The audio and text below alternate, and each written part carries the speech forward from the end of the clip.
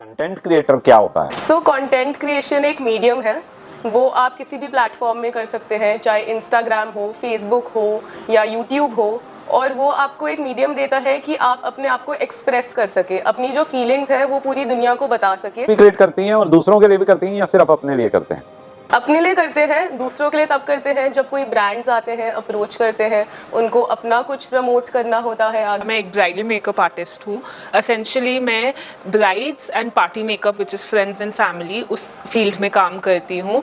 मैं ये past 5 years से कर रही हूँ। उससे पहले I was in a different field. आप एस्ट्रोलॉजर हैं या वास्तुशास्त्री हैं या न्यूमेरोलॉजिस्ट हैं? सर मैं वास्तु शास्त्री हूँ और एस्ट्रो वास्तु एक सब्जेक्ट होता है जिसमें हम एस्ट्रोलॉजी और वास्तु को मिलाते हैं, तो कहीं ना कहीं एस्ट्रोलॉजर का रोल भी है और न्यूमरोलॉजिस्ट भी हूँ। तो मैं इस फील्ड में हूँ, मुझे काफ़ी साइंसेस की इन डेप्थ नॉलेज है, जैसे यंत्रास, क्रिस्टल्स, तो काफ़ी रुद्राक्ष इनके साथ हम, क्योंकि क्रिस्टल्स का यूज भी हम करते हैं वास्तु में, लेकिन ये फिर भी ये कहूँगी कि ये साइंसेस हैं, चेंज कर सकती हैं लाइफ को, कर रही हैं। और मैं अमेज्ड हूँ, मैं अपने आप को आज क्वेश्चन मार्क लगाती हूँ 2007 में जब मैंने उन्हें कहा था कि मैं बिलीव नहीं करती। आज आपको एक कहानी सुनाता हूँ। एक जमींदार था, उसके पास बहुत सारे कारीगर, बहुत सारे मजदूर काम किया करते थे। उन्हीं मजदूरों में एक मजदूर था जग्गी। जग्गी के 4 बेटे थे। अनफॉर्चुनेटली उसकी वाइफ की डेथ हो चुकी थी। 4 बेटे धीरे उनको वो पाल पोस के उसने बड़ा किया। बड़े हो गए तो वो भी उसके साथ मजदूरी करने लग गए। उनकी लाइफ ठीक ठाक चल रही थी। शाम को सभी लोग घर आते थे, चने को उबाल कर भून कर गुड़ के साथ खा के सो जाया करते थे पानी पीकर। ऐसी उनकी लाइफ चल रही थी। किसी ने उसको कहा जग्गू को कि बच्चे बड़े हो गए हैं तो सबसे बड़े बेटे की अब शादी कर देनी चाहिए। उसने शादी कर दी बड़े बेटे की। अब बहू जब अब घर आई तो बहुत बड़ा हजूम लगा हुआ था, बड़ा अच्छा माहौल था, बहुत खुशियां थी। धीरे धीरे करके सभी मेहमान चले गए और घर में रह गई अकेली बहू, क्योंकि ये 5 भी जो है अपनी काम पर चले गए। लास्ट में बहुत ही पास में किसी घर में एक बूढ़ी औरत रहा करती थी। वो बहू को बोल के गई कि कुछ भी जरूरत पड़े तो मेरे से मांग लेना। अब वो जब सब चले गए और उस लेडी ने, उस महिला ने जब घर की हालत देखी तो आप सोच सकते हैं कि जब एक घर में सिर्फ जेंट्स रहते हो तो घर की हालत कैसी हो जाती है। वहां पर 5 चूल्हे थे, घर बहुत गंदा था, 5 पोटलियां टंगी हुई थी। उसको बड़ा अजीब लगा और वो ये सोचकर बहुत ही जोर से रोने लगी। बहुत देर तक रोती रही और फिर उसने कुछ घंटों के बाद अपने आप को संभाला कि अब रोने से क्या होगा, अब तो यही मेरा घर है, तो मुझे यहीं की लाइफ निकालनी है, तो क्यों ना अब मैं इस घर को घर बनाने की कोशिश करूं, या ये कहें कि इस मकान को घर बनाने की कोशिश करूं। तो वो उठी, उसी लेडी के घर गई और उसने उसको ये सारी चीजें बताई। उसके घर में जब उसने देखा था कि पोटली टंगी हुई है, पोटली में चने थे, तो वो चने की पोटली लेकर गई, उसके घर में चक्की पर चना पीस लाई, उनसे कुछ साग सब्जी मांग ली, कुछ मसाला लिया। 5 चूल्हे अलग अलग बने हुए थे, 4 को तोड़ के एक चूल्हे को जलाया, उस पर रोटी सब्जी सब बनाया और इंतजार करने लगी कि मेरे पति और घर के सभी सदस्य वापस आएंगे। जब वो वापस आए तो उन्होंने ये देखा कि 4 चूल्हे टूटे हुए हैं। तो वो पहले तो शोर मचाने लग गए कि ये क्या, ये कैसी बहू आई है, आते इसने अपने पति के अलावा बाकी सबके चूल्हे तोड़ दिए। तो ये बड़ा अजीब सा लगा। लेकिन जब उसने ये कहा औरत ने कि आप लोग हाथ मुंह धो के बैठ जाइए, तो ये उनको पहले लड़कों को अजीब लगा, हाथ मुंह धो के बैठ जाइए, ऐसे कैसे? तो उन्होंने कहा हाथ मुंह धो के बैठिए आप, मैं आपको खाना परोसती हूँ। जब उसने खाना परोसा, उन खाना खाकर उनको बहुत अच्छा लगा। और घर की जब हालत देखी, इतना साफ सुथरा घर था, और जब इतना साफ सुथरा घर हो गया तो सबको बहुत अच्छा लगने लगा। जीवन वैसे ही चलने लगा। वो जाते थे, मजदूरी करके आते थे। और अब बहू ने ये कहा कि आप 5 जो मजदूरी से पैसे मिलते हैं, सब अलग अलग अनाज लेके आया करो। कोई चना लाएगा, कोई गेहूं लाएगा, कोई चावल लाएगा, कोई सब्जी लाएगा।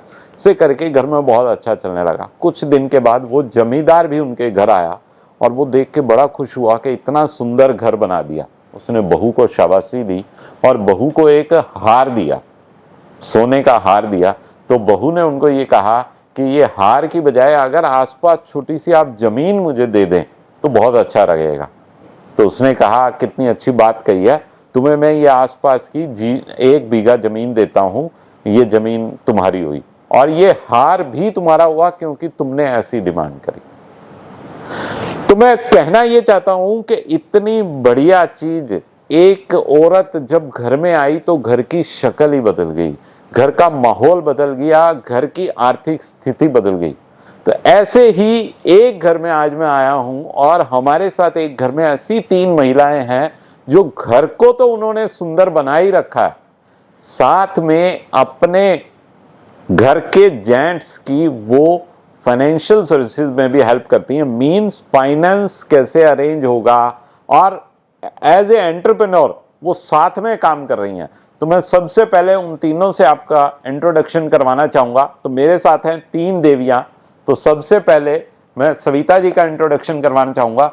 सविता जी, मैं चाहूंगा आप अपने आप ही बताएं, आप क्या करते हैं और कैसे रहता है। जी नमस्कार एवरीवन, मैं हूं सविता गुप्ता। आप सब लोग जानते होंगे मैं हूं vastu expert and master numerologist. बहुत खूबसूरत जर्नी है, आप बने रहिएगा सेशन में। धीरे धीरे आपके सामने आगे बहुत कुछ खुलेगा। Thank you Savita ji. मैं अब चलूंगा सृष्टि जी पे। सृष्टि जी, आपका बहुत बहुत स्वागत है। आप अपने बारे में थोड़ा सा बताएं। हेलो सर, मेरा नाम सृष्टि है, जैसे आपने बताया। मैं एक ब्राइडल मेकअप आर्टिस्ट हूँ। असेंशली मैं brides and party makeup which is friends and family, उस फील्ड में काम करती हूँ। मैं ये पास्ट 5 years से कर रही हूँ। उससे पहले I was in a different field, but this is my journey. मैंने स्टार्ट किया as a bridal makeup artist when I was about 25-26 and it's been a beautiful journey since then. बहुत सारे कनेक्शंस बने, बहुत सारे क्लाइंट्स बने, बहुत सारे नए लोगों से मिले एंड हमने अपने ऐसे रिलेशन बिल्ड करे कि now my clients are also my friends. अरे वाह, तो ये मतलब आप ब्राइडल मेकअप करती हैं, तो मुझे ऐसा लगता है आज जो शो के लिए मेकअप हुआ तीनों का, तो वो आपने ही किया होगा। ये ऐसे ही सुंदर है। क्या बात है। तो शिवांगी जी, मैं अब आपके पास आना चाहूंगा, आप बताएं अपने बारे में थोड़ा सा। तो मैं कंटेंट क्रिएटर हूँ। I have recently started this. इससे पहले मैं एक लीडिंग कुट्योर डिज़ाइन हाउस में एज अ डिज़ाइनर काम करती थी for wedding where and cocktail occasions, and now I have shifted and I am into this content creation space, जहाँ पे मैं एक्सप्रेस करती हूँ of what I feel and it's an extension of me. अरे वाह, बहुत बढ़िया। मुझे तीनों का ही काम बहुत अच्छा लगा, पर मैं सच बताऊं शिवांगी की बात मुझे समझ में नहीं आई। ये कंटेंट क्रिएटर क्या होता है? मैंने तो आज तक नहीं सुना। पढ़ा भी नहीं बहुत ज्यादा, थोड़ा बहुत पढ़ा है, थोड़ी बहुत नॉलेज है, लेकिन मैं चाहूंगा हमारे दर्शकों के लिए आप डिटेल में बताएं। सो कंटेंट क्रिएशन एक मीडियम है, वो आप किसी भी प्लेटफॉर्म में कर सकते हैं, चाहे इंस्टाग्राम हो, फेसबुक हो या यूट्यूब हो, और वो आपको एक मीडियम देता है कि आप अपने आप को एक्सप्रेस कर सके, अपनी जो फीलिंग्स है वो पूरी दुनिया को बता सके। एंड जितने ज़्यादा लोग आपसे रिलेट कर सकते हैं उतने ज़्यादा लोग आपसे जुड़ते रहेंगे, आपको फॉलो करते रहेंगे, देखते रहेंगे कि आप क्या बनाते हैं, क्या एक्सप्रेस करते हैं। मतलब नॉर्मल वर्ड्स में अगर बोले हैं तो हम जो रील्स देखते हैं, इंस्टा पर देखते हैं या फेसबुक पे देखते हैं, तो आप वो क्रिएट करती हैं? हाँ जी, अपने लिए भी क्रिएट करती हैं और दूसरों के लिए भी करती हैं या सिर्फ अपने लिए करते हैं? अपने लिए करते हैं, दूसरों के लिए तब करते हैं जब कोई ब्रांड्स आते हैं, अप्रोच करते हैं, उनको अपना कुछ प्रमोट करना होता है आगे हमारे कंटेंट के थ्रू, तो उनके लिए भी करते हैं, बट मोस्टली अपने लिए। तो इससे पैसे भी मिलते हैं? हाँ जी, पैसे मिलते हैं। जैसे मैंने कहा कि अगर ब्रांड्स ने आपको अप्रोच किया तो आप उनसे एक फ़ी चार्ज करते हैं according to what you make, and उसके थ्रू आप कमा भी सकते हैं थ्रू कंटेंट। ये तो बड़ी अच्छी चीज बताई, ये तो मुझे पता ही नहीं था, इस काम से भी पैसे मिलते हैं। ये तो मुझे ऐसा लगता है काम के साथ एंजॉय भी हो रहा है और काम भी हो रहा है और इनकम भी हो रही है। 100%। चलिए, बहुत बढ़िया। तो अब हम एक साथ बैठे हैं तो मैं एक एक करके आप सबसे आपकी जर्नी के बारे में पूछूंगा। तो शुरुआत में सीनियर से ही करना चाहूंगा, ठीक है? आपकी मम्मी से। बिल्कुल। तो सविता जी, आप एस्ट्रोलॉजर हैं या वास्तु शास्त्री हैं या न्यूमेरोलॉजिस्ट हैं? सर मैं वास्तुशास्त्री हूँ और एस्ट्रो वास्तु एक सब्जेक्ट होता है जिसमें हम एस्ट्रोलॉजी और वास्तु को मिलाते हैं, तो कहीं ना कहीं एस्ट्रोलॉजर का रोल भी है और न्यूमरोलॉजिस्ट भी हूँ। तो मैं इस फील्ड में हूँ, मुझे काफ़ी साइंसेस की इन डेप्थ नॉलेज है, जैसे यंत्रास, क्रिस्टल्स, तो काफ़ी रुद्राक्ष इनके साथ हम, क्योंकि क्रिस्टल्स का यूज़ भी हम करते हैं वास्तु में, बहुत सारे रत्नों का यूज़ भी करते हैं हम वास्तु में, तो इन डेप्थ नॉलेज है मुझे वास्तु के बारे में। अगर मैं आपको बताना चाहूँ तो वास्तु में मॉडर्न वास्तु, महावास्तु, पिरामिड वास्तु, श्रापित वास्तु, वैदिक vastu, I have learned every kind of vastu. अरे क्या बात है, क्या बात है, इतनी सारी चीजें बता दी। मुझे लगता है मुझे भी कुछ पढ़ाई करनी पड़ेगी लगता है नहीं तो मुझे समझने के लिए भी पढ़ना पड़ेगा जी। अच्छा, तो आपको मैं जैसे देख पा रहा हूँ कि सब कुछ बड़ा वेल सेटल्ड है, तो आप इस फील्ड में कैसे आए? कभी सोचा नहीं था। अच्छा, कभी सोचा नहीं था कि मैं भी कभी कोई काम करूंगी। हाँ। पहले बैकग्राउंड से भी बिजनेस क्लास फैमिली में थी, चलिए वहां तो बंदिश थी कि कुछ कर नहीं सकते एज अ डॉटर, लेकिन जब मैरिड होके इस घर में आई, ये घर तो बहुत फ्रीडम वाला था, लेकिन कभी माइंड में नहीं गया। जॉइंट फैमिली में रहते थे, आपने जैसा कहा भगवान की कृपा से सब कुछ था, तो कभी कुछ करने की जरूरत महसूस नहीं हुई। 2009 या 10 के करीब करीब मेरे को मतलब एक फीलिंग आई कि बच्चे भी बड़े हो गए हैं और बच्चे अपनी अपनी लाइफ में सेटल हो रहे हैं। कहते हैं ना, बच्चे बड़े हो गए, अब अपना ठिकाना ढूंढेंगे, आप फिर अकेले रह जाते हो।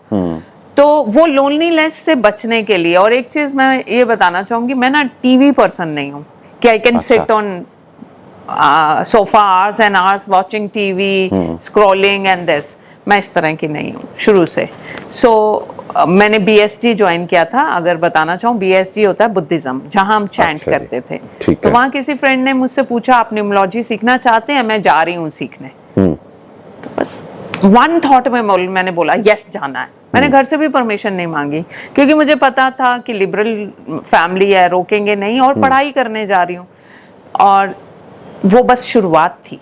उसके बाद मैं इस फील्ड में आ गई, और आज मुझे अपने पर, मेरी फैमिली को मुझ पर, मेरे पेरेंट्स को मुझ पर बहुत प्राउड होता है। और सबसे ज़्यादा मुझे प्राउड होता है कि मैं किसी एक की भी लाइफ चेंज कर पा रही हूँ, जबकि मेरे पास तो बहुत सारे लोग हैं, रोज़ कितने मैसेजेस आते हैं, मैम थैंक यू, हमारी ये प्रॉब्लम सॉल्व हो गई। तो you feel so satisfied, you feel so contented कि आपने दूसरों की ज़िंदगी बदल रहे हैं आप, और ये सब कुछ चैनलाइज है यूनिवर्स से। आई एम नो वन, लेकिन मुझे लगता है जो मैं इस फील्ड में भी आई हूँ वो भी उनकी गाइडेंस थी।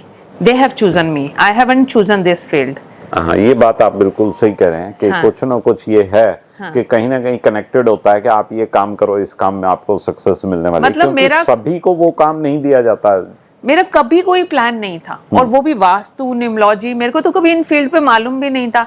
अगर सृष्टि को याद हो तो 2007 में हमारा ये घर बना था। अच्छा, तो उस समय सृष्टि के पापा किसी वास्तु एक्सपर्ट को लेके आए थे, और मैं बहुत फनी में मैं बताती हूँ कि आई एम द वन जिनको उन्होंने कहा था नहीं नहीं प्लीज, हम अपने घर में कोई तोड़फोड़ नहीं करेंगे। अच्छा, ठीक है। तो लाइफ कैसे डेस्टाइंड होती है, और आज हम दूसरों को बोलते हैं this is wrong, this is right. And जो आए थे उन्होंने बिल्कुल सही गाइड किया था। मेरे घर में नॉर्थ ईस्ट में ही टॉयलेट बन रही थी, तो उन्होंने आके मुझे वार्न किया था कि ये मत करो, प्रॉब्लम आएगी। एंड लिटरली 2 सालों के अंदर अंदर हमने प्रॉब्लम फेस करनी शुरू कर दी। एक ये भी रीजन था जानने का, डेप्थ में जाने का कि ऐसा क्यों हुआ, क्या वास्तु कैसे इम्पैक्ट करता है। तो मतलब शुरुआत में ऐसा कुछ हमने नहीं सोचा था, तो एज ए हॉबी आपने शुरू किया और इसको पूरी तरह से कमर्शलाइज भी कर दिया। तो आज आप लोगों के लिए वास्तु करते हैं। बिल्कुल। कहाँ, मतलब ये एक इंसिडेंट आपने बहुत अच्छा बताया कि कहाँ के वास्तु एक्सपर्ट जब घर में आया तो हम उसको हाथ जोड़ के कह रहे हैं कि कुछ मत करना, ठीक है, और आज लोगों के घर में जाके तोड़फोड़ कर रहे हैं या करवा रहे हैं। यस। अरे वाह। तो आपने पर्टिकुलर क्या, किस तरह का कोर्स किया? ये स्पेसिफिक कोर्स कौन से होते हैं, किस तरह? बहुत सारे कोर्सेज होते हैं जिसमें आचार्य डिग्रीज भी होती हैं, जिसमें जैसे पहले एक्सपर्ट डिग्री होती है, आचार्य डिग्री होती है। और एक चीज मैं आपको बताना चाहूंगी ईश जी, कुछ चीजें ना इंट्यूटिव होती हैं। आप कितनी भी डिग्रियां ले लीजिए, कितना भी कुछ कर लीजिए, जब तक आपका कनेक्शन नहीं होता ना ऊपर से, आपको वो गाइडेंस भी नहीं मिलती। ठीक, बिल्कुल आप ये पढ़ाई तो है, लेकिन ये बहुत कुछ इंट्यूशन भी है, बहुत कुछ आपका कनेक्शन यूनिवर्स से भी है। उस कह देते हैं ना, जो हमारे 18 ऋषि मुनियों जिन्होंने इन ग्रंथों को बनाया, जैसे मैंने विश्वकर्मा प्रकाश हो, सम्रागन सूत्रधार हो, मय मत्तम हो, ऐसे बहुत सारे ग्रंथों को भी पढ़ा है। ठीक है, तो हर एक की एक एक डॉट को कनेक्ट करना और जानना। लेकिन मुझे लगता है कितना भी पढ़ लीजिए, जब तक वहां से ब्लेसिंग आपके पास नहीं है ना, तब तक आप राइट गाइडेंस में जा नहीं सकते। लेकिन ये फिर भी ये कहूंगी कि ये साइंसेस हैं, चेंज कर सकती हैं, लाइफ को कर रही हैं। और मैं अमेज्ड हूँ, मैं अपने आप को आज क्वेश्चन मार्क लगाती हूँ 2007 में, जब मैंने उन्हें कहा था कि मैं बिलीव नहीं करती, क्योंकि आज मुझसे ज़्यादा कोई बिलीवर नहीं होगा, क्योंकि मैंने अपनी लाइफ को बदलते देखा है। ये दोनों बच्चियां मेरी गवाह हैं इस बात की, और अपनी लाइफ को बदलते देखा है, इनकी लाइफ को बदलते देखा है, अपने हस्बैंड के बिजनेस को ऊंचाइयों पे जाते देखा है। तो ये because of the changes I have made in my house. अरे वाह, तो मतलब इतना सारी चीजें आपने अपने घर में देखी और दूसरों के लिए भी की। जी। तो अगर मैं आज बात करूं, अभी आपके पास कितने क्लाइंटेल होगी जो आपसे वास्तु करवा रहे हैं? कुछ परमानेंट क्लाइंट बन जाते हैं, तो मैं उनके बारे में देखिए, मैं टीचिंग में हूँ, मैं अच्छा। वास्तु टीच भी करती हूँ, न्यूमरोलॉजी भी टीच करती हूँ। हमारा प्लेटफॉर्म है सविता गुप्ता के नाम से, अच्छा मेरे ही नाम से। तो वहाँ पे हम लोग बहुत सारे सब्जेक्ट्स सिखाते हैं। मेरी मेंबरशिप्स भी हैं, जैसे प्रीमियम मेंबरशिप है, चैंपियन मेंबरशिप है।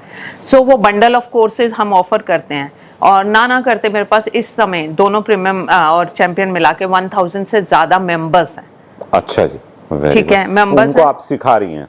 उनको मैं सिखा रही हूँ, और जो मेंबरशिप नहीं लेते उसके अलावा भी अगर मैं बोलूँ तो इस 3 साल की जर्नी में मैं 12,000 के करीब स्टूडेंट्स पढ़ा चुकी हूँ। 3 साल में 12,000 स्टूडेंट्स को पढ़ा चुके हैं। Yes. और उनमें से ऐसे स्टूडेंट्स भी होंगे जो अपना काम शुरू कर चुके होंगे? बिल्कुल।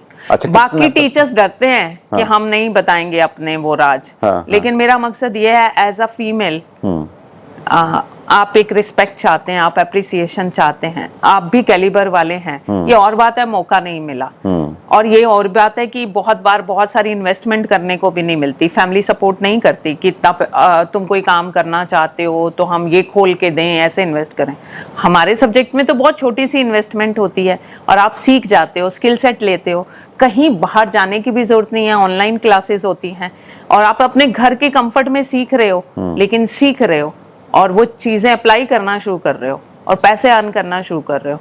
तो दैट इज द मोटिव, कि आप पैसा कमाओ सीख कर, और पैसा बाय प्रोडक्ट है, लेकिन जो लोगों की ब्लेसिंग्स आपको मिलती हैं, मुझे लगता है फ्लरिश होने का रीजन ही यही है। जो पैसा आपके पास आता है ना, वो ब्लेसिंग का आता है। बिल्कुल सही। आप किसी की लाइफ में कोई चेंज लाते हैं, हाँ जी, और आप उसके फीस चार्ज करते हैं।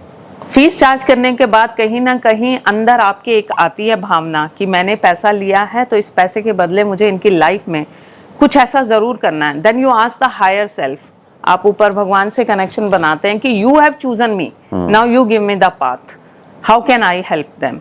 एंड वहां से जो गाइडेंस आती है, जो भी वास्तु में चेंजेस करने हैं, जो भी न्यूमरोलॉजी के अकॉर्डिंग नेम है, मोबाइल न्यूमरोलॉजी है, whatsoever we do, and people start getting result. तो वो ब्लेसिंग का पैसा आता है हमारे घर में, और जब ब्लेसिंग का पैसा आता है, ऑब्वियसली वो मल्टीप्लाई होता है। बिल्कुल, ये तो बनी बनाई बात है इसे।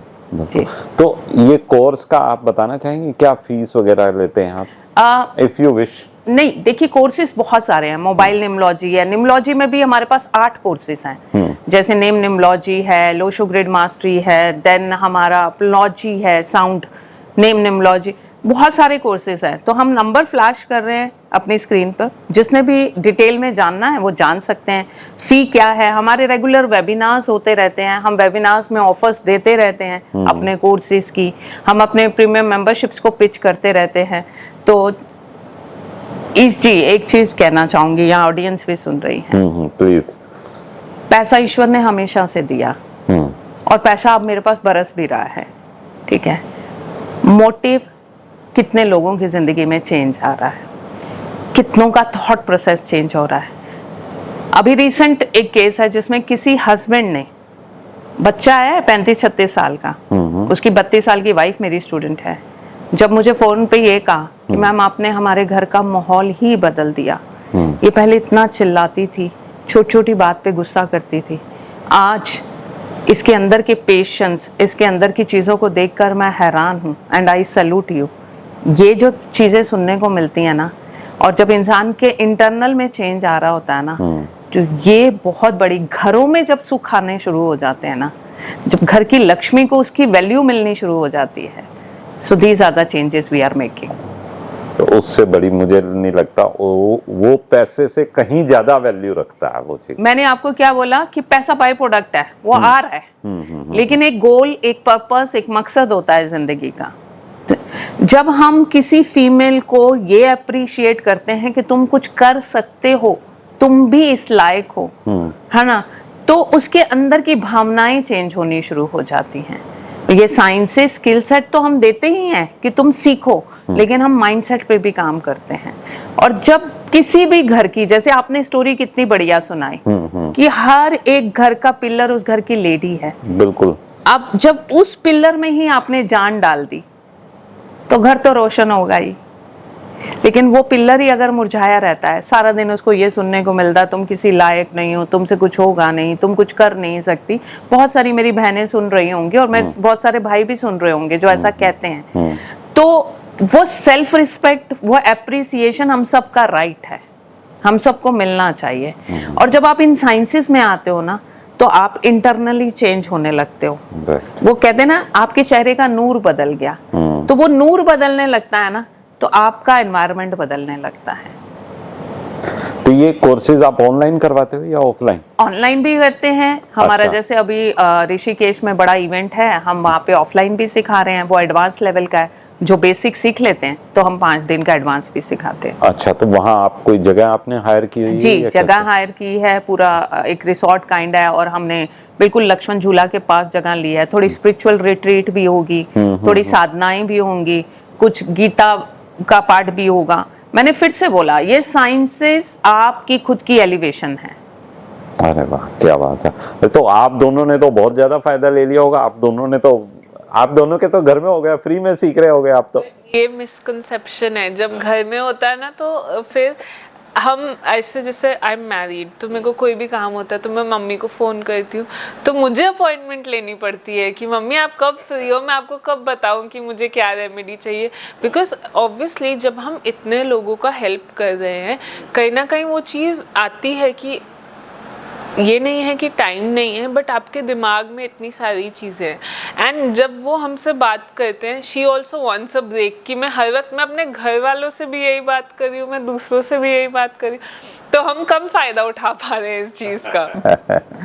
बिल्कुल बिल्कुल। But recently we did a remedy at your place. Yes, मतलब नो डाउट हम हर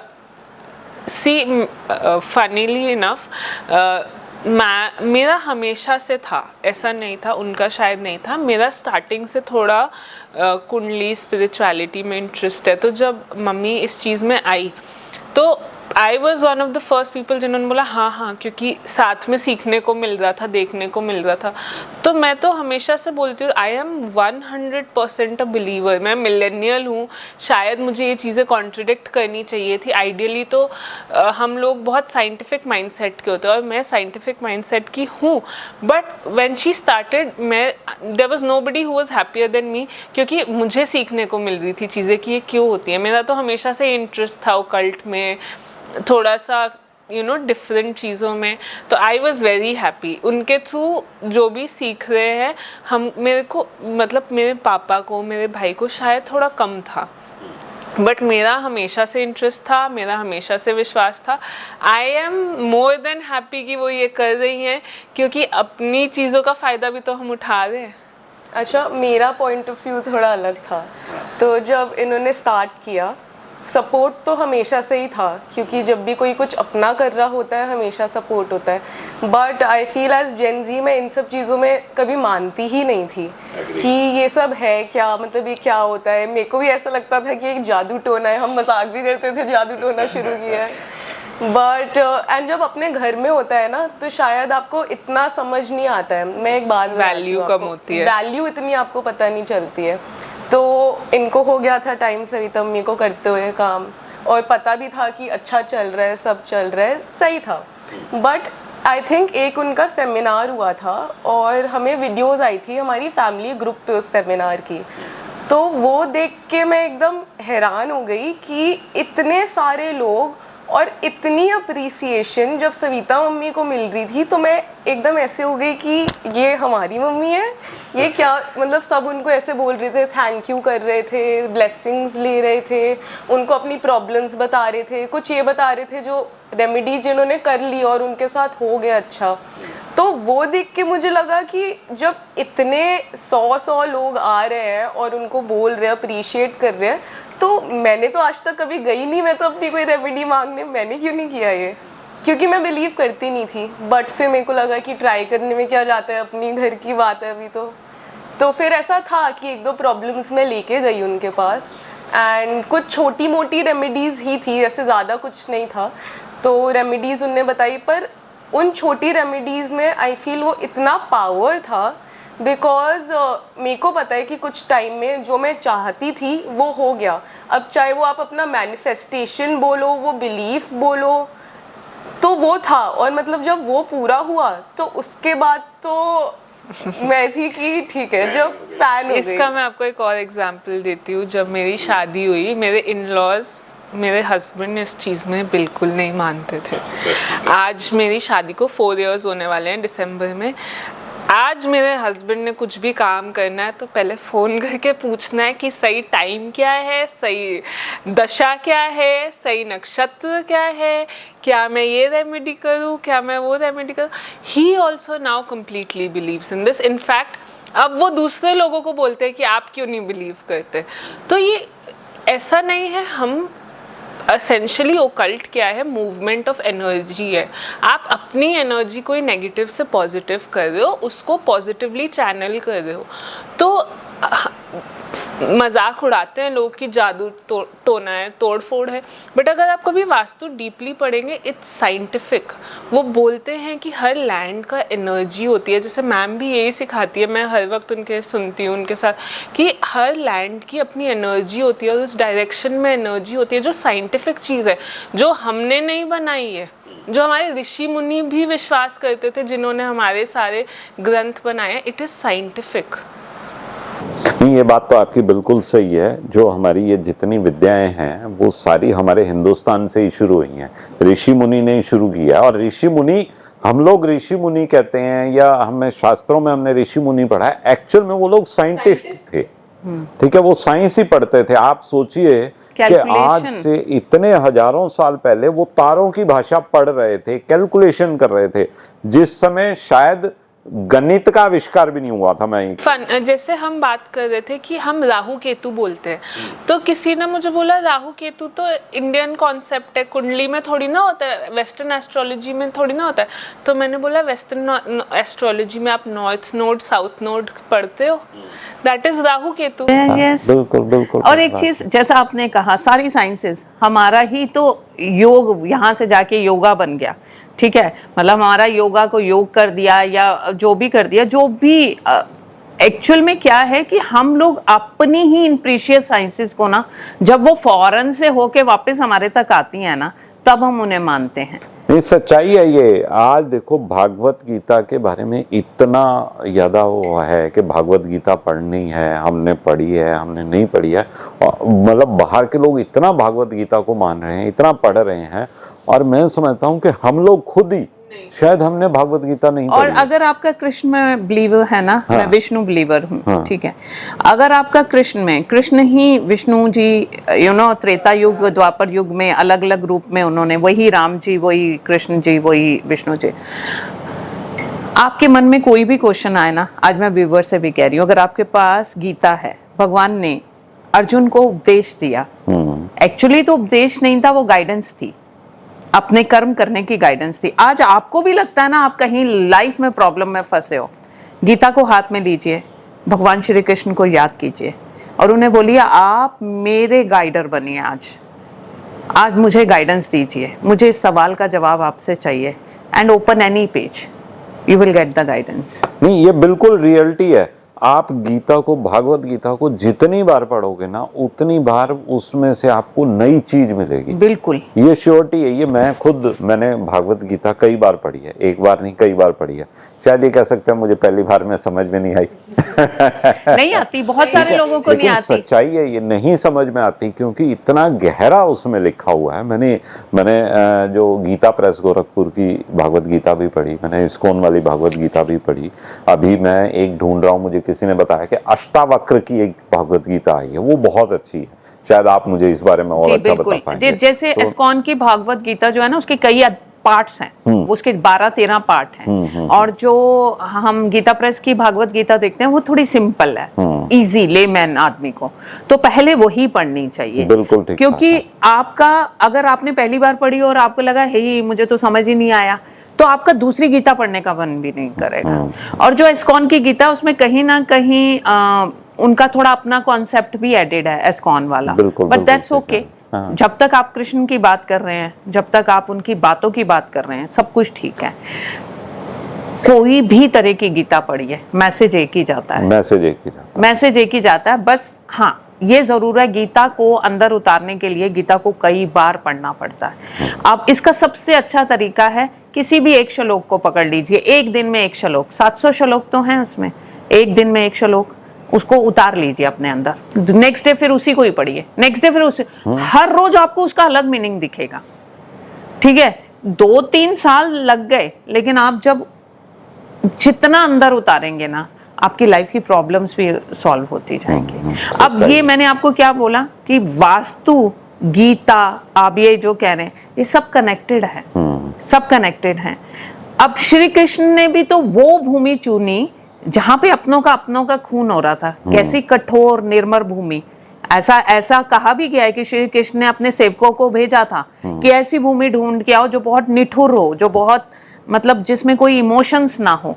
तो ये कुरुक्षेत्र की भूमि पे ढूंढा गया कि माँ ने अपने ही बच्चे को, जब पानी किसान की वाइफ थी, ये स्टोरी सुनने को मिलेगी आपको, तो वो बाढ़ टूट गया तो पूरी खेती खराब हो सकती थी, तो उसने अपने छोटे से बच्चे को वहां लगा दिया और बच्चा मर गया।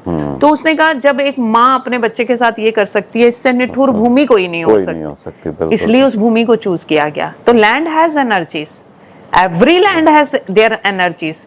ठीक है, कुछ लैंड फैक्ट्री के लिए बनी है, कुछ घर के लिए बनी है, कुछ ऑफिस के लिए बनी है। इसके साथ साथ सूर्य की मूवमेंट है। Vastu is science of architecture.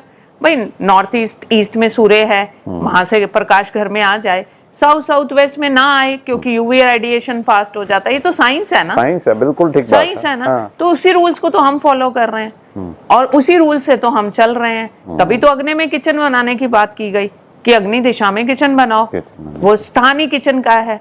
तो आज नहीं बनता तो प्रॉब्लम है, महादोष हो जाता है। तो ये चीजें रेक्टिफाई करते हैं। आज मैं बोलती हूँ तो मुझे हंसी आती है कि मैं वो सविता थी और आज सविता हूँ। मतलब complete transformation. And thank you God for supporting, मतलब भगवान का सपोर्ट मिला, फैमिली का, हस्बैंड का, बच्चों का। आज ये दोनों बेटियों पे प्राउड फील होता है मुझे। कहते हैं ना, रेमेडी बिना मांगे हम फील्ड में दे नहीं सकते। छोटी वाली ने कभी रेमेडी मांगी नहीं, she was busy with her self. लेकिन एक दिन उसने देख ली वीडियो तो उसको लगा अरे यू बिकम सो पॉपुलर। तो मैंने बोला यस, तो इसने भी रेमेडी मांग ली। वो बड़ी वाली हमेशा से ऑकल्ट में थी, रेदर उसका इंटरेस्ट मेरे से भी पहले था। ठीक है, वो कुछ डिवाइन चीजें होती हैं, लेकिन दोनों अपने अपने फील्ड में बहुत बढ़िया कर रहे हैं।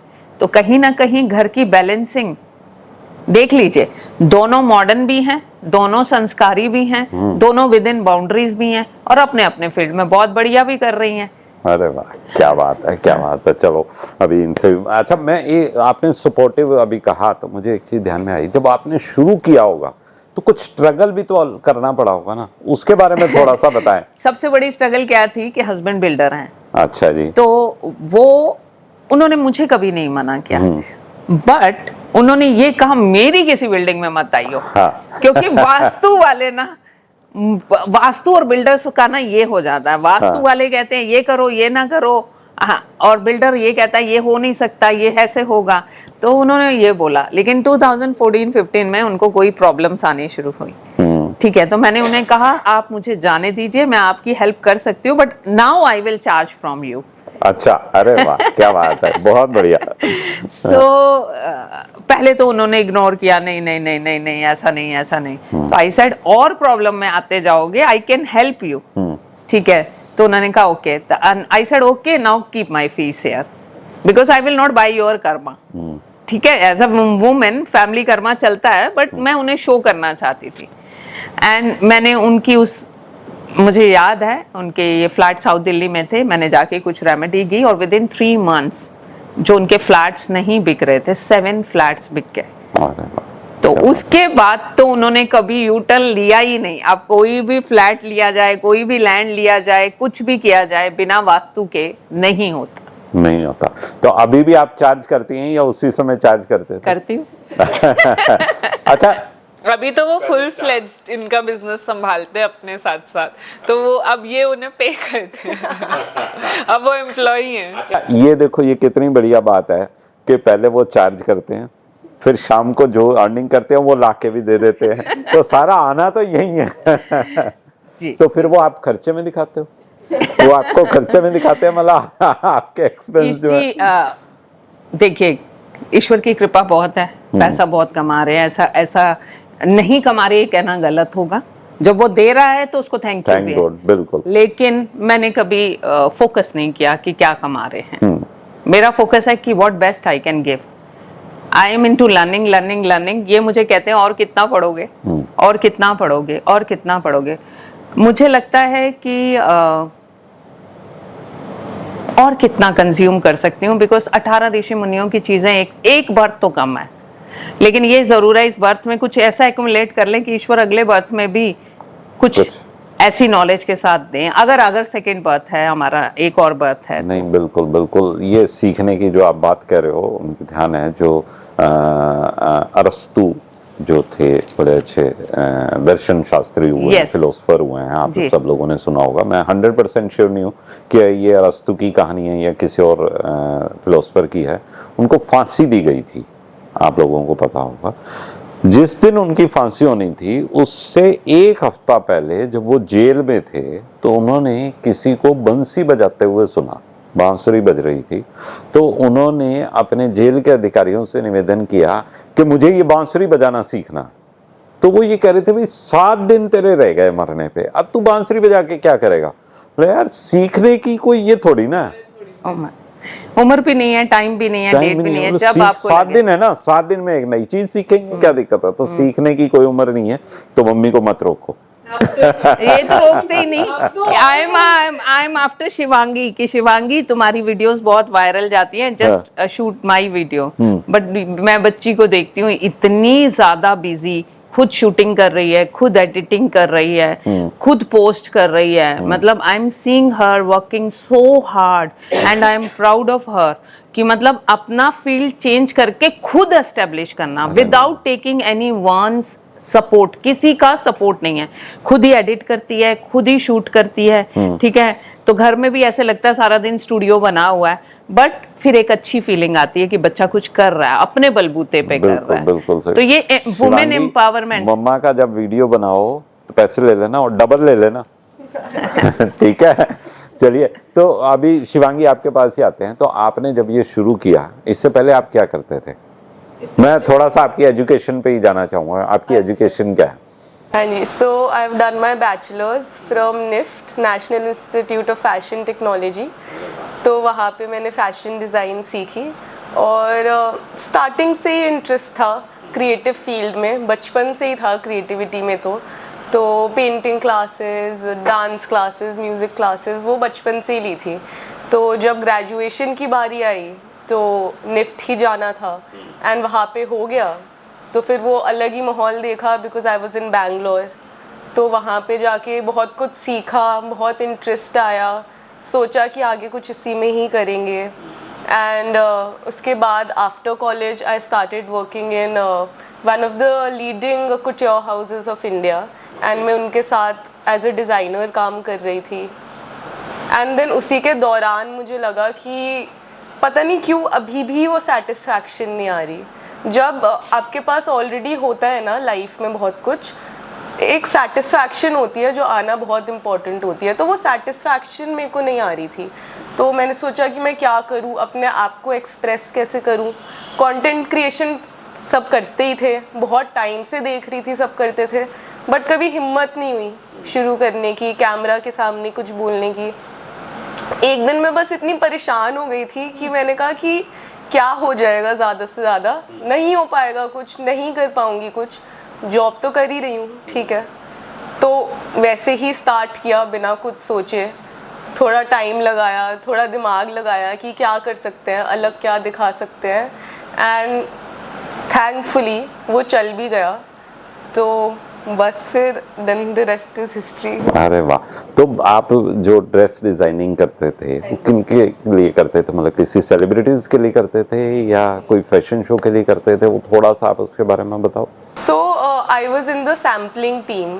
अब सैम्पलिंग टीम क्या होता है, वो न्यू डिज़ाइंस बाहर लेके आती है। एक होता है प्रोडक्शन टीम, एक होता है सैम्पलिंग टीम। सैम्पलिंग टीम होता है जहाँ से नए डिज़ाइन शुरू होते हैं। सो हमारा कोलैबोरेशन होता है हेड डिज़ाइनर के साथ, जो वहाँ के फाउंडर्स हैं उनके साथ बैठ के डिस्कशन होती है आगे क्या बनाना है, क्या चल रहा है आगे, एंड देन उसके बाद हम वो निकालते थे। वही चीज़ हमारी डिज़ाइनर्स सेलिब्रिटीज़ के पास जाती थी, वही चीज़ हमारी फैशन शोज़ में दिखती थी, और उसके बाद आगे वो प्रोड्यूस होती थी प्रोडक्शन टीम के साथ जो क्लाइंट्स के लिए होती थी। अच्छा, मतलब आपका काम पर्दे के पीछे का रहता था, हम ये कह सकते हैं। हाँ जी। Okay okay okay. तो उससे आप कंटेंट डिजाइनर में उसके बाद मैं पर्दे के आगे आ गई। हाँ, ये था एक्चुअल में रीजन। अब समझ में आई कि आना पर्दे के आगे था, पीछे क्यों बैठी हूँ। हो सकता है। बिल्कुल ठीक बात है। तो शिवांगी, आज आपको कितना समय हो गया ये काम करते हुए? कंटेंट क्रिएशन मैंने स्टार्ट तो मैंने अराउंड 7-8 महीने पहले किया था, but I think complete focus मेरा पिछले 4 महीनों से है। 4 महीने से हम फुल फ्लैश कर रहे हैं। तो इसमें अर्निंग भी है? हाँ जी है।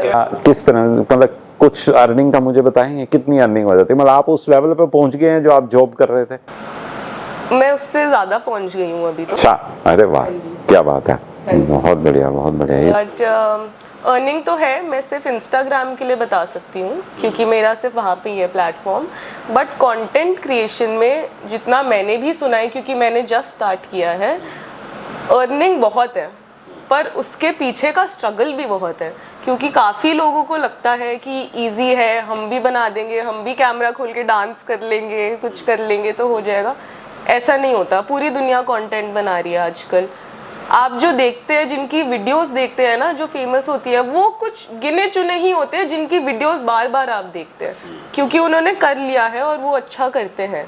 तो ये है कि इसमें बहुत डेडिकेशन चाहिए होती है, बहुत स्ट्रॉन्ग होना पड़ता है, क्योंकि बैकलैश भी बहुत आता है, ट्रोलिंग भी बहुत होती है, लोग बोलते भी बहुत कुछ है। अगर कभी व्यूज़ नहीं आते तो डिसहार्टन भी हो जाते हैं कि अरे ये नहीं चली, ये नहीं चली, अब सब देख रहे हैं कि मेरे से हो नहीं पा रहा है, अब क्या करूं। तो वो बहुत एकदम विल पावर आपकी स्ट्रांग होनी चाहिए मेरे हिसाब से, टू गो फॉरवर्ड, बिना किसी का कुछ सोचे समझे। आपको करना है तो करना है।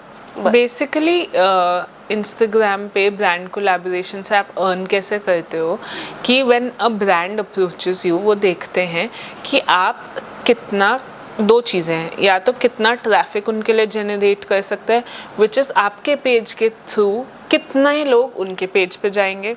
Because I also do as a makeup artist, मुझे भी ब्रांड कोलैबोरेशंस आती हैं। तो असेंशली आप अर्न कैसे कर रहे हो इंस्टाग्राम से, इधर आप ट्रैफिक पहुंचा रहे हो ब्रांड तक कि ये मेरी अनटैप्ड मार्केट है, ब्रांड के पास ये सारे लोग आज तक नहीं पहुंचे, ये उनके पास मेरे थ्रू पहुंचे। तो ब्रांड एनालाइज करता है कि मैं कितने लोग पहुंचा सकती हूँ, फर्स्ट। सेकंड देखते हैं सेल्स, कि हाउ मेनी सेल्स, आप कितनी सेल्स करवा सकते हो उनकी। अगर उन्होंने मुझे 5000 पे करे हैं तो they want a revenue of more than that. Obviously कोई मुझे 5000 देगा तो चाहेगा कि मैं कम से कम उन्हें 10,000 की तो सेल दूँ। तो ये 2 बेसिस पे ब्रांड्स आपके पास आते हैं। फॉलोअर्स ज़रूरी होते हैं, बट फॉलोअर्स सिर्फ क्राइटेरिया नहीं होता, क्योंकि कुछ क्रिएटर्स हैं जिनके 5000 फॉलोअर्स है बट उनकी रीच 5 लाख की है। आप हर वीडियो जो देखते हैं उसके क्रिएटर को फॉलो नहीं करते, बट हर अच्छी वीडियो जो देखते हैं उससे प्रोडक्ट पे ज़रूर जाते हैं। तो वो है कि वो ये ज़रूरी नहीं है आपके फॉलोअर्स होने चाहिए, आपकी रीच होनी चाहिए। इंस्टाग्राम पे बहुत लोग सोचते हैं कि फॉलोअर्स से काम आता है, फॉलोअर्स से नहीं आता, रीच से आता है। कि मेरे फॉलोअर्स 20,000 हैं पर मेरी रीच 1 मिलियन की है, कि मैं at one given point of time 1 million लोगों तक थ्रू अ रील पहुंच सकती हूँ, तो वो देखा जाएगा। हर कोई मुझे फॉलो नहीं करेगा, ज़रूरी नहीं है, बट कभी कभी लोग, मतलब बहुत सारे ऐसे क्रिएटर्स हैं जिनको मैं स्क्रॉल करती हूँ, I like their content, but मैं उन्हें फॉलो नहीं करती क्योंकि वो मेरे लिए रेलेवेंट नहीं है। बस जब बोर हो रहे हैं तो देख के अच्छा लग रहा है, कोई प्रोडक्ट की नॉलेज मिल रही है, कहीं पहुँच गए, लाइक दैट। तो मैं भी एक्सपेक्ट नहीं करती कि हर कोई हमें फॉलो करेगा, बट हर कोई हमारी रील देखे और रील पे 5 सेकंड से ज़्यादा रुके, ये इम्पोर्टेंट है। इम्पोर्टेंट, बिल्कुल ठीक बात है। नहीं, आप बिल्कुल सही कह रहे हो, मैंने देखा है। अच्छा, मैंने एक चीज और देखी है, ये फीमेल्स कंटेंट क्रिएटर ज्यादा क्यों होती हैं, है ना ऐसा? नहीं, ऐसा नहीं है, काफी ज्यादा मेल भी है। आई थिंक रेशियो की बात करी जाए आई तो थिंक बोल आई सकते हैं, ग्रैबिंग ऑब्वियसली, क्योंकि everybody likes to see women more. Women also like to see women more, men also like to see women more. तो जिसकी ज्यादा डिमांड होती है वही ज्यादा ऐसा नहीं है, इक्वल कंटेंट क्रिएटर्स है। आप किसी भी फील्ड में देखिए, वास्तु में इक्वल है, मेन भी कर रहे हैं, विमेन भी कर रहे हैं। हम मेकअप इन बहुत, my field has a lot of main. ऐसा कुछ भी नहीं है मेरे फील्ड में, तो ऑल टुगेदर कोई भी बाइफर्केशन ही नहीं है कि मेन और women, everybody is doing it. नहीं, ये मतलब जो क्या ब्राइडल मेकअप जो है वो मेल भी करते हैं? बहुत सारे and amazingly well, amazingly well, बहुत अच्छा। मतलब a lot of men are doing it and they are doing exemplary work. मतलब मुझे तो इतना अच्छा लगता है कि मे बी जब मेरे एजुकेशन का टाइम था शायद हमारे पास ये ऑप्शंस नहीं थे। आज मेरी डॉटर है, उसके पास इतने ऑप्शंस होंगे, she can choose any field. तो एंड लिमिटेड नहीं है कि अ मैन, कि एक फीमेल है तो उसी को ब्राइडल मेकअप आर्टिस्ट बनना है, ऐसा कोई लिमिटेशन नहीं है। Men are doing it and they are doing it just as well, इतना अच्छा काम कर रहे हैं, कोई लिमिट नहीं है। ब्राइडल मेकअप आप सिर्फ करते हो कि ग्रूम मेकअप भी करते हो? मैं ब्राइडल करती हूँ एसेंशियली। ग्रूम मेकअप के लिए भी ऐसा टचअप होता है, मेन का फुल मेकअप नहीं होता है जैसे विमेन का होता है, ऑब्वियसली लिटिल बिट टचअप होता है, बट हम करते हैं, ऑब्वियसली इट्स चार्जेबल एक्स्ट्रा जो भी है, बट सभी कर रहे हैं। एंड आजकल ऑनेस्टली बताऊं, मेन आर इक्वली वोक, उनको वो ऐसे मेट्रोसेक्सुअल मैन का टाइम चल रहा है। Men prefer to get it done कि यार हमारी भी तो फोटोज आनी है, शादी तो मेरी भी है, एंड दे शुड स्टेज में अच्छा दिखना तो सबको हाँ, पसंद है। ग्रूमिंग तो सबके लिए अच्छी है। बिल्कुल ठीक बात है। आज जितनी कॉन्फिडेंटली ये बात कर रही है ना, एक समय था सृष्टि ने जब मेकअप का फील्ड चूज किया, because Srishti is highly qualified. SP Jain Mumbai से इसने एमबीए किया है फाइनेंस में। अरे वाह, मतलब फाइनेंस में एमबीए करके आप मेकअप में आए, क्या बात है, बिल्कुल ही अलग हो गया। दूसरी दोनों दिशाएं अलग हो गई। ये तो वास्तु की बात करें तो वास्तु की बात नहीं करें, मतलब जब इसने आके हमारे सामने बोला, because she was doing very good in our field, उसकी जॉब बहुत अच्छी थी, वो बहुत अच्छा पैसा कमा रही थी, उसकी पोस्ट बहुत अच्छी थी, तो सडनली शी एक दिन आ गई और बोला कि मुझे तो ये सब नहीं करना, वैसे भी 1 नंबर वाली है, मुझे पता था अपना ही कुछ करेगी। मतलब मेरा न्यूमरोलॉजिकली माइंड चलता रहता था, मैं इसके पापा को हमेशा बोलती थी she is 1-9, she can not work under anyone. उसका मतलब पक्का है, वो किसी के नीचे काम नहीं कर सकती। बट हमें ये नहीं पता था वो ये फील्ड डिस्क्लोज करेगी। तो उसने एक दिन आके बोला I want to be a makeup artist. तो मैं और हस्बैंड हम लोग दोनों एक दूसरे की शक्ल देख रहे हैं, एंड वी स्टार्ट बेगिंग हर, ये मत कर please please. They were very against it. First course के लिए मैंने खुद पे किया था through the salary that I was earning at that time, and it was a very expensive course. I paid for it my self through my savings.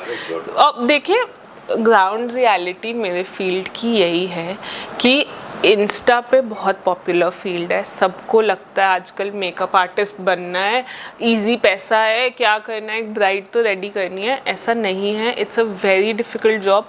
Obviously मैं कोई doctor वाला काम नहीं कर रही हूँ, but it's a difficult job, क्योंकि I have been a bride and handling brides is the most difficult thing. एक शादी के दिन एक लड़की को हैंडल करना सबसे डिफिकल्ट काम होता है। मैं खुद ब्राइड हूँ, मैं बता सकती हूँ, बट उससे भी ज़्यादा ग्राउंड रियलिटी आज भी यही है कि आप पैसा बहुत कमा रहे हो, बट समवेयर लोग आपको सोचते हैं कि अरे अगर ये मेकअप आर्टिस्ट है, ये क्या, मतलब वो स्टूपिड गर्ल ही मानते हैं कि इसको तो क्या ही पता होगा, ये तो क्या ही एजुकेटेड होगी। व्हेन पीपल, जैसे कभी बातचीत होती है, टचवुड मेरी अपनी ब्राइड से बहुत अच्छी बातचीत होती है, उनकी फैमिली आती है, या कभी कोई क्वालिफिकेशन पूछ लेता है ना, I tell them that I am MBA finance में एक्सपीरियंस, तो वो बहुत सरप्राइज होते हैं कि अरे कि मेकअप आर्टिस्ट तो इतने पर, तो कोई रिलेशन नहीं है। आप कितने भी स्मार्ट हो सकते हो, but this is a creative field. Creative field के लिए आपकी क्वालिफिकेशन मैटर नहीं करती है। आई पर्सनली, मतलब फनीली इनफ, मैं सोचती हूँ कि मैं बहुत स्मार्ट हूँ एजुकेशन वाइज, बट लोग सोचते हैं कि मेकअप ही तो करती है, स्टूपिड होगी क्या, इनको तो यही बेसिक चीज़ों का शौक होगा। ऐसा नहीं है। मैं स्टॉक मार्केट भी फॉलो करती हूँ, मैं इन्वेस्टिंग भी करती हूँ।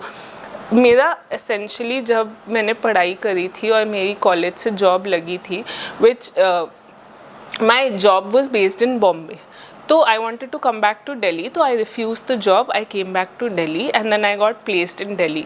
तो उस वक्त मेरा काम था कि जो आप म्यूचुअल फंड्स में इन्वेस्ट करते हैं, वो mutual funds banana, I was in that team that I designed कि कौन सा स्टॉक कितने % का होगा, कहाँ पे किसका पैसा जाएगा, वो मेरा काम था।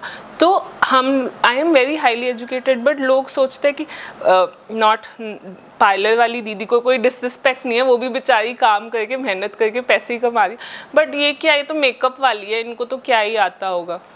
तो ग्राउंड लेवल पे थोड़ा सा रिस्पेक्ट की आज भी कमी है। भी यही डर लग गया कि हमने तो इसकी शादी करनी है, एंड बीइंग पंजाबी फैमिली, कोई कहेगा कि अरे लड़की तो मेकअप आर्टिस्ट है। हाँ। हमने तुम्हें हाईली क्वालिफाइड किया क्योंकि हमारा ड्रीम तुमको लेके कुछ और था, बट उसने बोला ठीक है, मैंने आपके ड्रीम को पूरा कर दिया हाईली क्वालिफिकेशन लेकर, एंड हमेशा टॉप मोस्ट। तो मतलब उसने जिद पकड़ ली कि मैंने करना ही करना है। लेकिन आज हम प्राउड फील करते हैं, क्योंकि जो वो वहां से अर्न कर रही थी, अगर मैं अर्निंग को कंपेयर करूँ, वो तो 2 ब्राइड करके ही अर्न कर लेती है, ठीक है। एंड टाइम उसका अपना है, किसको काम करना है नहीं करना उसकी चॉइस है, ठीक है। अगर आज वो जॉब कर रही होती, सुबह 8 बजे घर से भाग रही होती, रात को 10 बजे आ रही होती, आज उसकी चॉइस है, आज उसकी छुट्टी है, आज उसका दिन है। अब जैसे आज भी उसका मेकअप है, अभी 5 बजे जाएगी, 8 बजे आ जाएगी, एंड अच्छा खासा पैसा लेके आ जाएगी, ठीक है। हाँ, लेकिन ये पैसा है, ये एक दिन का नहीं है। अगेन लोगों को बहुत इजी लगता है कि मेकअप ही तो है।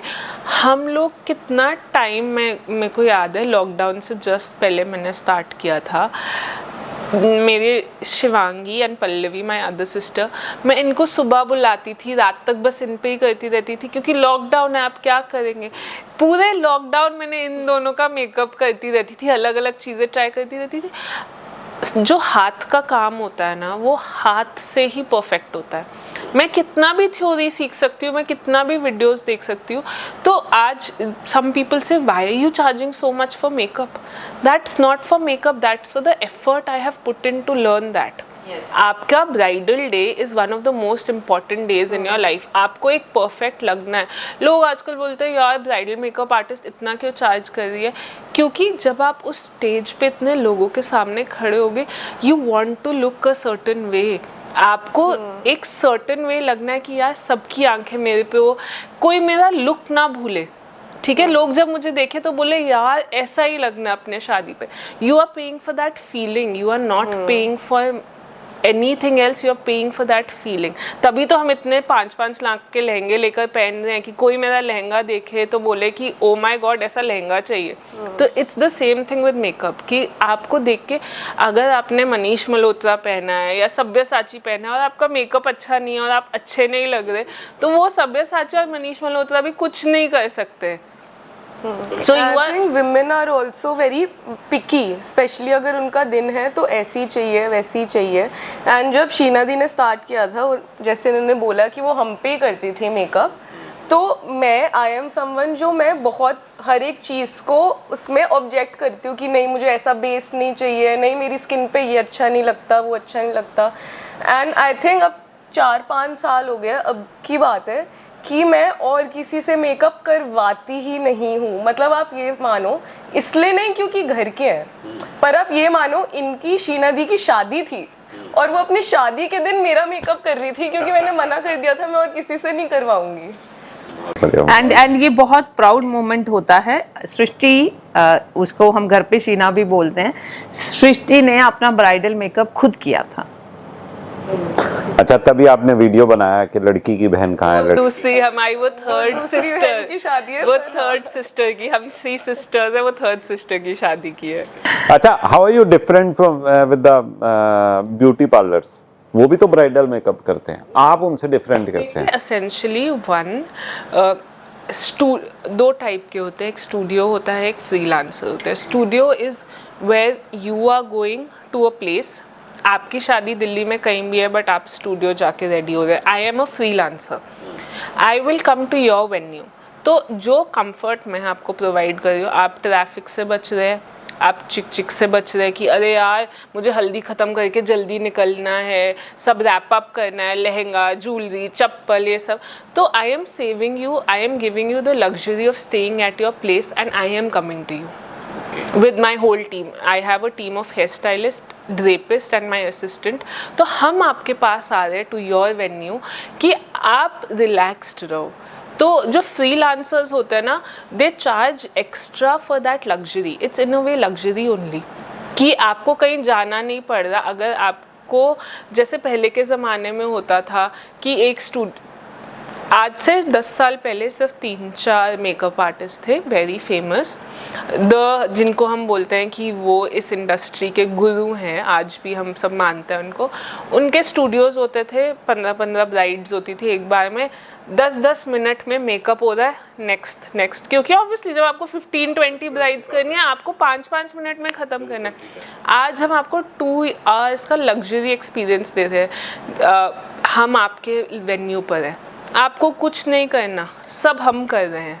माई whole team is at your service, ठीक है। आपकी ड्रेपिंग, दुपट्टा ड्रेपिंग से लेकर, and you are my only focus. आपको ये टेंशन नहीं लेनी कि मुझे इसके बाद मेरी मेकअप आर्टिस्ट को इसके बाद 5 ब्राइड्स करनी है तो वो मुझे आधा छोड़ के भाग जाएगी या आधा काम करके भाग जाएंगी। मेरा फोकस सिर्फ आप हो। तो जब मैं आपको इतनी स्पेशलाइज्ड अटेंशन दे रही हूँ तो obviously we charge extra for that कि जो एक स्टूडियो 3 ब्राइड से कमा रहा है, मुझे शायद आपसे ओनली है, और जो एक स्टूडियो 3 ब्राइड्स में अटेंशन डिवाइड कर रहा है, मैं सिर्फ आपको दे रही हूँ। अच्छा, तो आपकी टीम में और लोग भी होते हैं? टोटल कितने लोगों की टीम होती है? मेकअप करती हूँ, देन मेरे पास एक हेयर स्टाइलिस्ट है, they are also freelancers depending on the dates, we work with them. Then एक ड्रेपिस्ट होता है जो साड़ी ड्रेपिंग, दुपट्टा ड्रेपिंग करते हैं, एंड माय असिस्टेंट ऑब्वियसली, क्योंकि जब मेकअप कर रहे हैं आपको हेल्प चाहिए, सामान चाहिए, सेटअप करना है, तो ये हम 3-4 लोगों की टीम होती है। 3-4 लोगों की टीम पूरी जाती है वहाँ पर जहाँ पे। तो आप सिर्फ दिल्ली में करते हैं या दिल्ली से बाहर भी? दिल्ली भी करते हैं, मैंने थाईलैंड वेडिंग्स भी करी हुई हैं। I hope soon to do some Turkey, Bahrain, Dubai weddings also, but I have done international also. अच्छा, तो इंटरनेशनल करते हैं, पे करते हैं, फिर इतना पे करते हैं? जी बिल्कुल। तो मुझे लगता है ये डेस्टिनेशन वेडिंग में बड़ा ये रहता होगा। ऑब्वियसली डेस्टिनेशन वेडिंग में अब देखिए वही है कि दिल्ली में हम अपना टाइम स्लॉट्स में डिवाइड करते हैं, morning bride, afternoon bride, evening bride. Destination wedding में you are my only client, तो आपको ऑब्वियसली थोड़ा प्रीमियम तो वहाँ पे होता ही है, but then again it's added to our portfolio also कि I have done a bride in Thailand, I have done a bride in Dubai, तो it is an addition to my portfolio as well। सिर्फ आपका benefit नहीं है, मेरा भी है, plus भागना दौड़ना कम है। दिल्ली में मुझे एक दिन में 3 जगह पहुंचना है, डेस्टिनेशन में मैं आपकी लोकेशन पे हूँ, आपको जब मन करे आ जाइए, रेडी हो जाइए। तो it is flexible for both the makeup artist and the client. आजकल कंफर्ट भी कितना हो गया ना इस चीज। हाँ, मुझे तो याद है जब हमारे समय शादियां होती थी, हम स्टूडियो में हैं, मतलब उसको पार्लर बोलते थे, हम तैयार होने गए हैं, हाँ। और भूल भी जाते थे कि हमें भी लाना है सब लोग भाई पापा वगैरह शादी में इतने बिजी होते थे। और आज क्या है कि अगर डेस्टिनेशन वेन्यू है या वेन्यू पे ही आजकल मेकअप रूम्स होते हैं, तो मेकअप आर्टिस्ट आपके पास है, आप तैयार हुए बाहर हाँ, चले जाओ, सब कंफर्ट है। बिल्कुल। नहीं, यह बात आपने मुझे याद भी आ गया कि मुझे ध्यान है, ये ड्यूटी ना ये यूजुअली मेरी लगती थी। घर में कोई शादी है किसी सिस्टर की, कजन की, ईश तेरी ड्यूटी है उसको लेके जाना और लेके आना है, ठीक है, क्योंकि गाड़ी चलानी मैंने बहुत जल्दी सीख ली थी, तो ये सबसे याद आएगा। और अब अगर आपका मेकअप आर्टिस्ट आपसे कहीं 12-15 किलोमीटर दूर है तो आप भूल जाइए, आप वेन्यू पे सही पहुंचोगे, क्योंकि दिल्ली का जो ट्रैफिक है, और अगर वो पीक टाइम है शादियों का, सीजन का, हाँ, तो आप ट्रैफिक में फंसोगे ही फंसोगे। बिल्कुल, तो ये इनका फ्रीलांसिंग का बहुत बढ़िया हो जाता है, मुझे लगता है। Within a venue the person is there, you get ready and सबका कंफर्ट। आप लोगों से इतनी अच्छी बातचीत चल रही थी, मेरा तो मन ही नहीं कर रहा कि इस डिस्कशन को फिनिश किया जाए, लेकिन टाइम बाउंडेशन तो रहती ही है, ठीक है। तो मैं चाहूँगा एक बार आपकी तरफ से, तीनों की तरफ से, हमारी जनरेशन को एक एक मैसेज हो जाए, छोटा छोटा सा। मैडम आपसे ही शुरू करते हैं। मैं सब लोगों को, जितने भी लोग यहाँ बैठे हैं, उन सबको एक ही मैसेज दूंगी। पहले तो बिलीवर बनिए इन विद्याओं की। ये विद्याएं, these can change your destiny. भगवान श्री कृष्ण ने कहा है ना, कर्म कर फल की इच्छा मत कर, क्योंकि कर्म करोगे तो आपकी जिंदगी में चेंज आएगा ही आएगा। और दूसरी बात, आप सब लोग कैपेबल हैं। मैं आप सब लोगों को बता रही हूँ, आप सब लोग सब कुछ कर सकते हैं। अगर आप हाउस वाइफ हैं, कुछ करना चाहते हैं, आज तक नहीं कर पाए, तो ये फील्ड आपके लिए खुला हुआ है, बिल्कुल सेफ फील्ड है। आप अपने घर के कंफर्ट से सीख सकते हैं। घर के कंफर्ट में रहकर आप चीज़ों को सीख कर कंसल्टेशंस भी दे सकते हैं, पैसा कमा सकते हैं। तो आप लोग सबका स्वागत है इस फील्ड में, आइए, क्योंकि बहुत सारे लोगों को आपकी ज़रूरत है। अरे वाह, शिवांगी जी। आई थिंक मैं बोलूँगी कि people should stop making excuses, procrastinate करना बंद कर दो। जो अगर करना है, जो पैशन है, जो अच्छा लगता है, उसको आज से ही शुरू करो। ये मत सोचो कि कल करेंगे, अभी से ही शुरू कर दो बिना सोचे, ज़्यादा दिमाग मत लगाओ। एंड जब आप शुरू करते हैं ना एक चीज़, 50% आप वो ऑलरेडी अचीव कर लेते हैं, आपको बस शुरू करने की देर है। सो आई थिंक कि स्टार्ट करो जितना जल्दी हो सके, एंड बस। अरे वाह, बिल्कुल, ये बड़ा ज़रूरी है कि इनिशिएटिव लेना बहुत ज़रूरी होता है। चलिए, thank you. I just think कि अगर आप कन्विंस्ड हैं कि आपके लिए ये चीज़ सही है, ऑब्वियसली लाइक चाहे आप वो लेट इन लाइफ डिस्कवर करें, चाहे अर्ली इन लाइफ डिस्कवर करें, जिद पे अड़ना और अपने पॉइंट पे खड़े रहना कि I will do this and I will make something out of my self, मैं कुछ बन के दिखाऊंगी, इज़ नॉट रॉन्ग। ज़रूरी नहीं है कि आप किसी और की बात सुने। Eventually end of the day life आपकी है, आपने बनानी है। हम बाकी सबसे सिर्फ सपोर्ट ले सकते हैं, कोई हमारी लाइफ नहीं बना सकता। तो चाहे कोई आपको सही बोल रहा है, गलत बोल रहा है, किसी को आपका फील्ड समझ आ रहा है, नहीं आ रहा, इट्स ओके। अगर आपको समझ आ रहा है तो ज़िद्दी होना गलत बात नहीं है। अपने लक्ष्य के पीछे, अपने गोल के पीछे पड़ जाइए। जो कोई आज गलत बोल रहा है, कल सही बोलेगा। सक्सेस के बाद तो लोग सब अपने हो ही जाते हैं। फिर ईश जी ऐसी बेटियों पे प्राउड होता है, बिल्कुल होता है, बिल्कुल। ऐसी बेटियों पे प्राउड होता है। So proud of you and proud of myself also. At this age I have started and doing so great. And आप लोग भी पीछे मत रहिए, कर सकते हैं, ये बात याद रखिए। नहीं, आप दिस एज मत कहो, ऐसा नहीं है कि आप इनकी मम्मी लगती हैं, आप इनकी बड़ी बहनी लगती हैं।